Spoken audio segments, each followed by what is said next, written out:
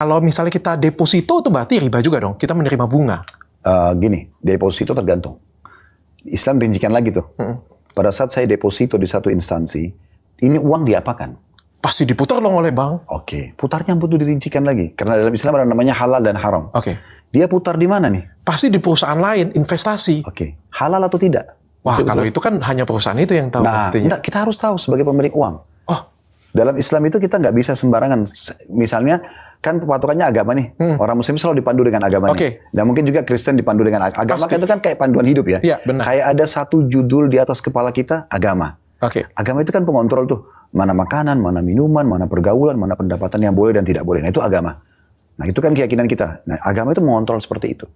Oke, ya jadi tapi kan kita nggak tahu Pak Ustadz kalau misalnya kayak contoh aja sebut ya Bang ya, apakah Pak Ustadz tahu uang BCA kemana kan? Pasti kan berputar diputar lagi bisnisnya. Itu harusnya kita tanya. Sekarang deposit kan dana kita ditahan 6 bulan, 1 tahun, ya kan?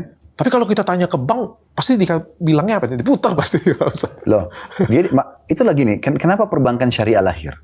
Karena untuk mempertegas akad-akad ini. Kita bisa tanya, saya mau deposit uang saya 100 juta. Ini diputar di mana? Kalau jawabannya sektor real nih, ini ada sawah, ada perkebunan, ada apalah pertambangan, itu sektor real. Dan mereka itu memang memberikan kepada kita bagi hasil dari investasi tersebut. Ya, tapi dari keuntungan.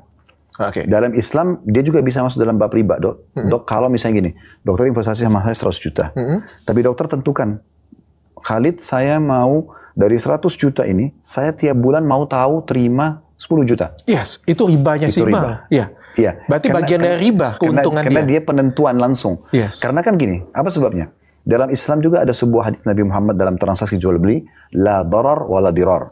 Tidak boleh merugikan, tidak boleh dirugikan. Kalau misalnya dokter tadi investasi ke saya, Khalid ini 100 juta saya investasi ke kamu, saya mau tiap bulan terima 10 juta. Ini ada darar atau dirar di sini. Bisa merugikan atau bisa dirugikan. Karena bisa saja keuntungan saya mungkin 50 juta.